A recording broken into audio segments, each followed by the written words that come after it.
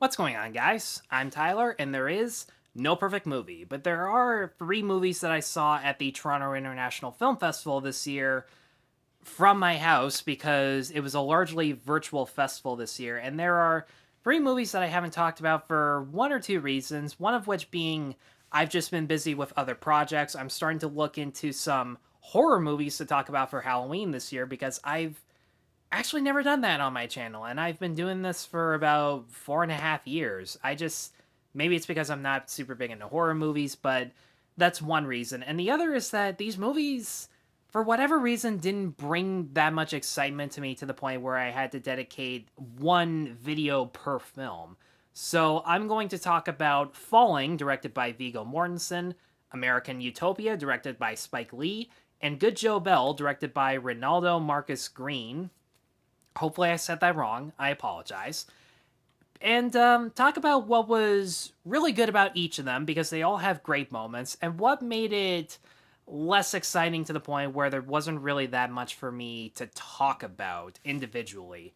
The first one I saw was Falling, and it stars Lance Henriksen as an elderly farmer who always spends a week every year with his gay son, played by Viggo Mortensen, and the two of them have a very strained relationship, namely due to how conservative and homophobic Henriksen is. And for flashbacks, we see the father, played by a much younger actor, basically throughout Mortensen's childhood and what really went wrong between the two of them. And I wanted to check it out just to see what Viggo Mortensen could bring to the table as a director, how he could direct himself and other incredibly talented actors. And that's namely the reason to check out Falling if and when it does come out to theaters. The performances are really good. Viggo Mortensen directing himself actually provides his most subdued and nuanced performance in his entire career. I love the conversations he has with his father where he's very calm and composed even when he hears the nastiest of bigoted comments. And you can tell that he's doing it not just because he wants to remain calm and composed in front of others just to be more civil and respect, but he knows that once he gives in and starts lashing out at his father, he's letting his dad know that his bigotry is winning in the relationship, and he doesn't want to do that. And in a weird way, it also provides some hope on his part that his father can redeem himself and change as a person, because if he was completely incapable of that, he wouldn't be visiting him a week every year. But without a doubt, the star of the show is Lance Henriksen as the father. Maybe his best performance since, I want to say, Tarzan, because he was pretty good in that. I didn't highlight him in my Tarzan review that much, but most people will say it's his best performance since Aliens. It's a bold and risky choice to play such a bigoted character who gives no fucks to what people think about him and really doesn't seem to understand how harsh he is. And he's also a very unpredictable bigot, because there was one scene at an airport where he sees women dressed in Islamic garb carrying a child, and you know for a fact what he's thinking, and you think you know what he's going to do next, and then he doesn't. And then the next time he lashes out and says something unbelievably horrible and offensive, that actually makes it all the more shocking. And it helps that Viggo Mortensen actually does do a pretty decent directing job, namely in the conversations between father and son, where there are these POV shots of Henriksen talking directly towards the camera as he's spouting all of this homophobic and racist language, almost as if he's talking directly towards you. And then it'll cut back to Mortensen up close, just looking disappointed, but just saying the most civil thing possible. And it leads to a lot of suspense, and it makes you really wonder what these characters are really thinking on the inside. And I also want to give major props to the actor who plays the father in flashbacks. I can't pronounce his Swedish name. I'm not going to even bother fucking that up, but through the flashbacks, they're actually just as interesting as the present day timeline, because we see that this father isn't really a conservative or strictly bigoted man, but he's a man who has failed consistently throughout his entire life. And when he sees people that he thinks are beneath him, like women and children in particular, when he sees them succeed right in front of his eyes and it affects his family life, he starts to lash out uncontrollably. It becomes nothing more than just trying to preserve his pride. And I like that it's an exploration of where bigotry comes from. It's not a movie that's all about saying, well, you're an asshole and you need to learn why you're being such a bad person. This movie is all about analyzing why bad people exist. And I think that's a very important thing for movies to address because that is kind of important with solving the problem. We can't eliminate bigotry if we don't know where it comes from.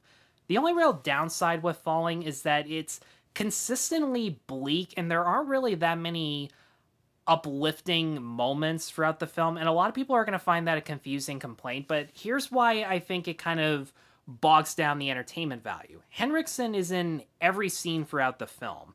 At least his character is. And whenever he says something harsh, any enjoyment that you had just completely dissipates. Mortensen, who also wrote the script, definitely did that on purpose, but I felt like there could have at least been this 50-50 element where there are scenes of Mortensen and his family life without his father present, and you can really feel the happiness and you can feel the things that he has learned in order to confront his past and just focus on the positive elements in his present. And I also like that Mortensen writes gay characters who are not interesting because of their sexuality. Like, Mortensen's character is not interesting because he's a gay guy. He's interesting because he is an Air Force pilot and he has a wonderful husband and daughter who are all played very well too.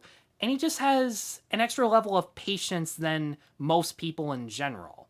So I felt like there could have been more scenes like that that could have given you more hope in humanity. It would have made the drama a lot more thought-provoking. It would have made the movie maybe just a little bit more entertaining. The closest thing we get to a scene that's purely entertaining is this dinner conversation with Laura Linney as Mortensen's sister, who gives a very awkward performance. I know it was supposed to be awkward because she's kind of in denial of the stuff that her father did, but even by those standards, it just felt weird. So for all those reasons, I'm going to give Falling a 3 out of 5. It's worth at least one watch if you, for whatever reason, find it somewhere. So the next film is Spike Lee's, or David Byrne's, depending on who you ask, American Utopia, a concert movie about Byrne's show consisting of him and 11 other talented musicians whose names I'm going to put up here so that I don't waste too much time on. I have never actually heard of Talking Heads specifically as a group or David Byrne as a person. I had no idea that Burning Down the House and Psycho Killer were his songs until I saw the movie, so it was much more of a surprise, and as a rock fan, I can't believe I didn't know all that stuff before. But part of the reason I wanted to check it out was not just because TIFF loves to start off the festival with concert movies like Once We're Brothers, or I'm trying to remember what was the movie before that, but what interested me was that it was Spike Lee directing a concert movie, and he's done that before. He made the original Kings of Comedy, which I haven't seen. He made John Leguizamo's Freak, which I've seen parts of, but not a ton. And I was really blown away by just how stylish his concert direction was. My favorite shots in particular were ones that portrayed the musicians from behind where the camera is on stage, or these great sequences that cut back and forth from close-ups of the musicians as they're really happy playing their music to close-ups of them playing their instruments. They're the kind of shots that you would see like on a Jumbotron at a concert, and I love those shots because it makes you feel like you're really part of the experience, as if you're really at the show with the audience and with the performers, and you can tell that they're having a ton of fun. There are just as many original songs as there are covers of Talking Heads songs or just David Byrne solos in particular. Like, they do play Burning Down the House, and it is so much fun to listen to. My favorite song in particular that I've been listening to on end is called One Fine Day, and it's actually sung in a cappella by Byrne and the other musicians. And what was so great about it is not just because the musicians actually experiment with different genres. There's some a cappella, there's songs that are strictly percussion, but it's just so unique, and it fits the song's messages about how there are tough times, but you have to have hope and faith in order to surpass them, especially the musical number that everyone is going to talk about. I'm just going to get it out of the way right here. They cover Janelle Monáe's Hell You Tombout, and I gotta be honest. I wasn't expecting to get as sucked in as I thought I was going to, but part of it was because Spike Lee chooses to portray close-ups, pre-recorded close-ups on stage of certain victims of racial violence, and those pictures are being held by their surviving loved ones. And I haven't seen a movie this year that was a social drama that portrayed the situation and the victims who were part of it with the utmost respect. That was incredibly well done. The only problem I really had with American Utopia is that for the first 20 minutes, you can tell that David Byrne felt a little uncomfortable trying to give segues in between songs and describe what the meaning of them were supposed to be. But I also, over time, began to appreciate Byrne's very dry but still charming tone of voice. I like how kind of sarcastic and ironic he is when he's pointing out real life facts and how they translate into the song. And what was the other thing? Yeah, the other thing was that there are a lot of repetitive lyrics in each of the songs. And when I say repetitive, I mean they just repeat the same line over and over again for about 4 or 5 times. And I have absolutely no idea why that is. I'm not sure if that was like a commentary on Republicans and how they repeat the same things in their speeches, but if even if that's the case, it felt really unnecessary. But outside of that, the musical performances were incredible. I like the minimalist costume design where everyone's wearing the exact same suit and shirt, and there's nothing on stage other than them and their instruments because that's really all they need. It has that anti-capitalism and pro-inclusiveness message that David Byrne is all about. And that was probably the most fun I've had out of the 3 movies that I'm talking about here. So for all those reasons, I'm going to give David Byrne's American Utopia a 4 out of 5. It comes on HBO Max and Crave in October 17. Definitely check it out. Now, the last one I want to talk about is Good Joe Bell. It stars Mark Wahlberg as a real-life father who goes on a cross-country journey across America to raise awareness against bullying. And we see flashbacks about his home life with his son, Jaden Bell, played by Reed Miller, who unfortunately took his life due to the pressure of bullying in school. And it's kind of obvious why I wanted to check this movie out. And I was afraid that they were going to take some easy ways out with the message, and unfortunately they kind of did in some situations. There are some good things about it. Ronaldo Marcus Green's documentary style camera work does make the bullying sequences feel incredibly intense, particularly the main one that takes place in a shower, and you see all these close-ups of the kids just laughing at Jaden, and it makes you feel so dirty and uncomfortable. It reminds you of bullying instances that might have happened in your own life. At least that was the effect that it had on me. And I gotta be honest, this might actually be one of Mark Wahlberg's best performances. You can tell that he brought a lot of real life past trauma and regret that he had unfortunately bestowed upon some people, because when you look up Mark Wahlberg's childhood, you find out that he was actually a pretty racist kid. In fact, he did some pretty horrible stuff to other people, and there's some stuff about him trying to receive a pardon for past arrests and how some people didn't really appreciate that. I'd like to think that he had learned his lesson, and since he's a producer, I think he did have a ton of passion that went into it. But regardless, he was much more subdued in his performance than he usually was. Reed Miller, I think this is his first movie, but he did a really good job. You felt the personal struggle that he was going through, where his father doesn't really care that he's gay, but he does care about all the attention that it brings onto his own son and his family, to the point where he doesn't want to address it ever. Not like pick which moments to talk about and when not to, just not talk about it in general. And it leads to so many stressful sequences. And I felt like the director and the writer were really treating us like babies during these one sequences where he's talking to Jaden while he's going cross country, and you know for a fact that Jaden's dead because nobody acknowledges that he's there.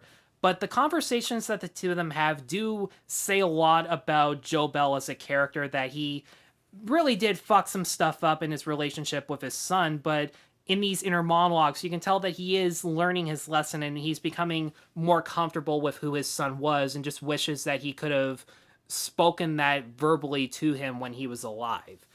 One problem that I did have with the movie was its stance on what you should do in certain bullying scenarios. There's one scene in a diner where there are these two homophobic rednecks. They see CNN and they're just like, turn that fairy shit off. Nobody wants to hear about them.